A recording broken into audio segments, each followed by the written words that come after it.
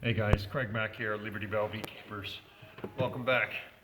Today's video is showing you how I set up my swarm traps and what they made them out of, and what's been leading to the successes that I've been having. First off, I started off with a 5-frame nucleus hive, just like this. These I made for someone who turned out to not need them, which was a bit of a bummer, but turns out they make perfect swarm traps. So this here will hold 5 frames. Has a center entrance, or a bottom entrance rather, the complete width of the box, and that'll be closed off a bit. I've done a couple different entrance styles with these. The one I'm showing you today is different from this box, but the points there, you'll get the idea.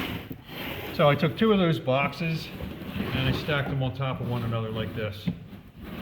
Joined them with some strips of plywood, a couple of coats of paint. The front is the entrance here, which is closed off at the moment. These entrance discs are nice. They got an open hole for when you're using it as a trap, and when you're going to relocate back to your apiary, you can shut it down into one of the screened portions and keep the bees inside, but also keep some air going through there as well. This part here is just another couple strips of plywood stacked together, painted, hole drilled. This is what you hang this box from in the tree. So when you get into this stage, research that I read had everything pretty much laid out for these boxes for ultimate success. Generally speaking, you want something like 10 or 12 gallons worth of space. Picture 2 5-gallon buckets. They also make swarm traps out of buckets with great success. I had these laying around, so I used them. So getting back, 10 to 12 gallons worth of space, and generally speaking, I hang mine somewhere between 12 and 15 feet off the ground. Now, you don't have to hang them in trees. People catch bees all the time with stuff laying on the ground, an old hive. I've seen them in parking cones, believe it or not. They'll go anywhere there's a good safe space for them.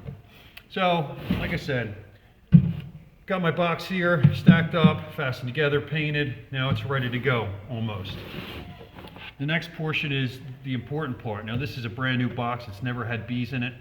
So the bees don't just move into a place just because it's there. They want to have some kind of idea that it's safe for bees. Now what a lot of people do is they'll get themselves some beeswax. This is just a piece that I've been using for a while now. And we're going to take this beeswax and just rub it all over the inside of the hive. This plywood here has got some grooves and some rough surfaces, which is perfect for getting this beeswax just all over the sides of the box. And what it does is it allows that bee smell to be in this box. So it doesn't necessarily just smell like a box, it smells like a box that has had bees in it. So we'll hit all the sides with the block, a little bit on the bottom. You really want to make sure you get a good bit of that beeswax all around this box. That's going to make it smell like it was an active hive, or at least help to smell like there's comb in there. So now that you got that all rubbed into the box, it's time to add the frames. Now, what I've had most success with is a pretty basic setup. This is a foundation, plastic foundation that's coated with beeswax. I'm going to use 2 of these for my outside frames. So I'll stick them in there just like that.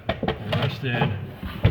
Usually I'll use these for the frames where they're going to make honey. Usually bees keep their brood, which is their young bees, in the center, and they put all their stores to the outside.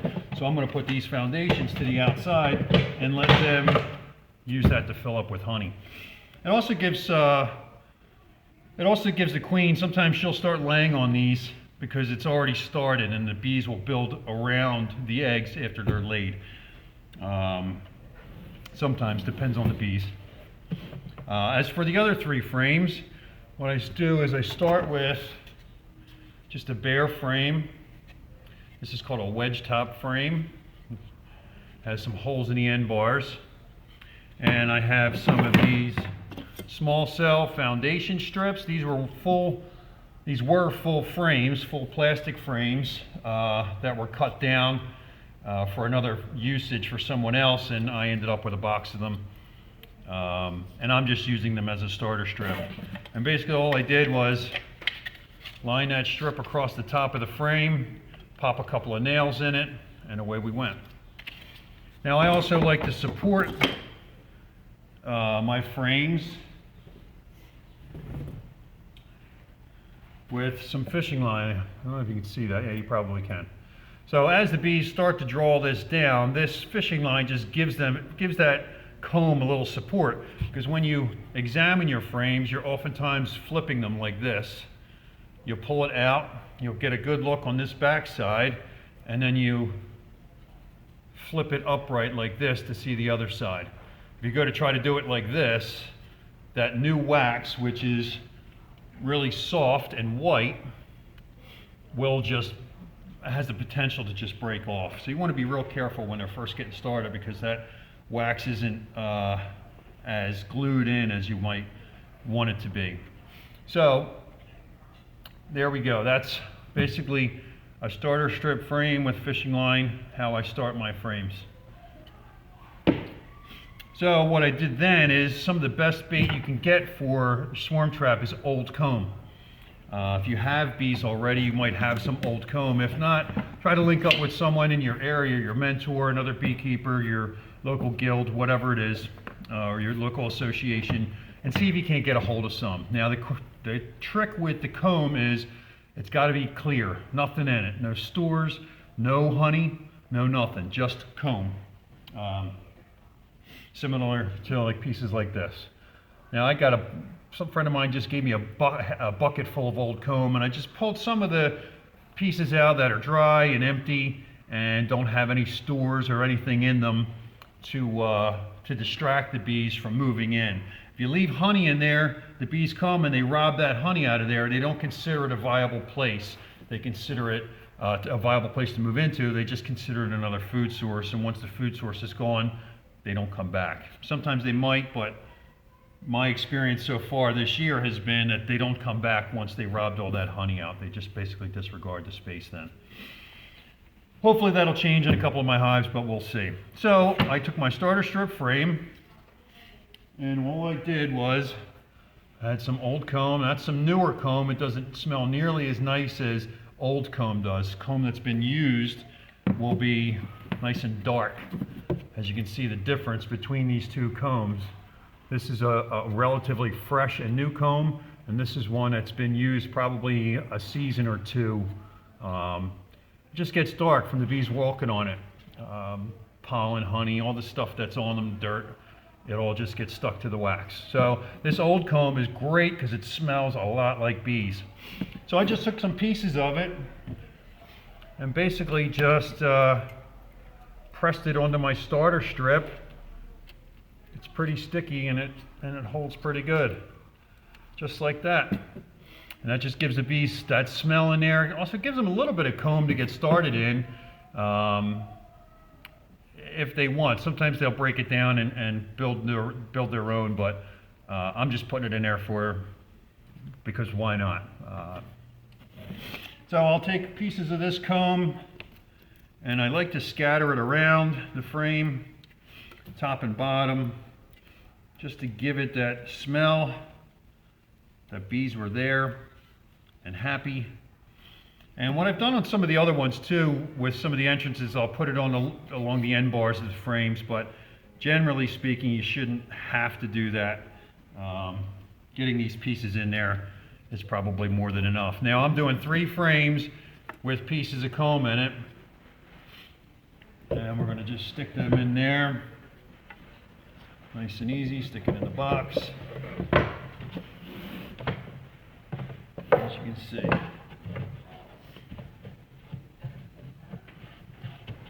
And that's pretty much it for setup. Now, what I normally do at this point is I would take my lid and I would also get the beeswax and rub that on there.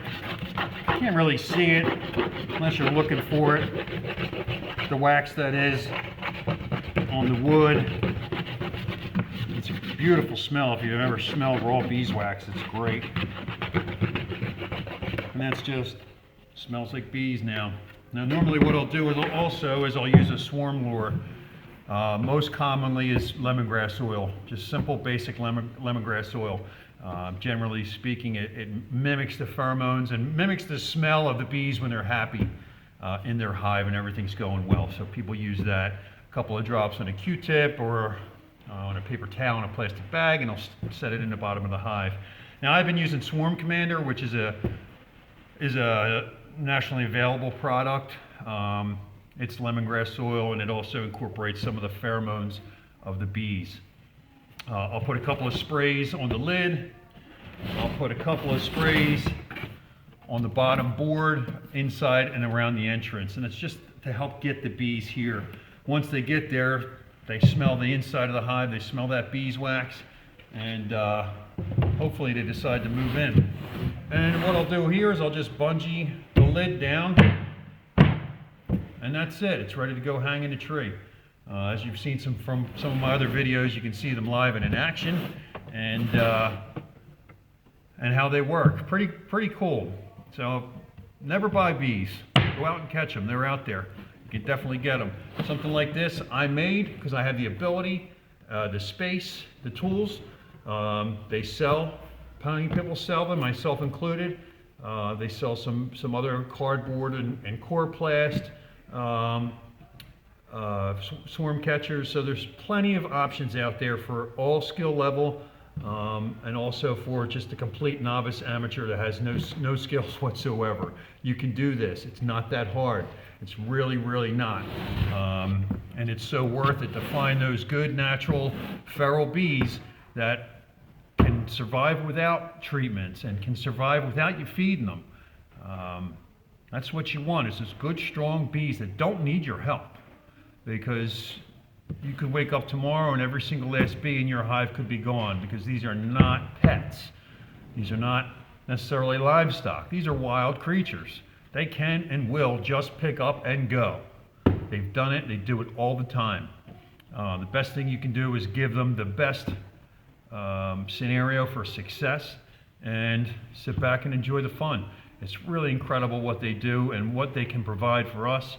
And I'm thrilled to be a part of it. So there's my swarm trap video. I'll probably have another one when I go and bring a couple of swarms that I got already in the boxes hanging in the trees right now. So far I got 2 solid in the box for over a week swarms that are just doing their thing. I got a couple more that had some good activity this morning, and I'm going to go put a couple more out later this afternoon. Now I'm in Philadelphia, I'm in an urban area, and I'm catching bees. They're there, they're out there. There's plenty of places for them to live, plenty of places for them to thrive. Lots of great forage. In Philadelphia, for instance, we got a huge park system, one of the biggest in the country, I believe, for a major city. So they're out there. You got to just go and look for them.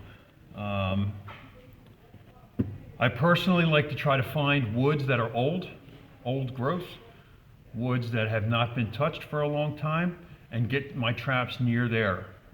Whenever I've done that, I've gotten success quickly, just with this basic setup: old comb, lemongrass oil, Swarm Commander, some kind of lure, and a good spot. Now I also prefer that they get morning sun and afternoon shade. So if you can hang them on the northeast side of a tree, I find that that's so far been most successful for me. But like I said before, people catch them everywhere, all over the place, high, low, you name it, they're there. So there it is. There's my swarm catching tutorial, so to speak. I hope you enjoyed it. If you have any questions, link them up in the comments below. As always, you can check us out on social media. You can also donate to us if you'd like. There's a link in the description. Thanks so much for watching, guys, and get out there and catch some bees.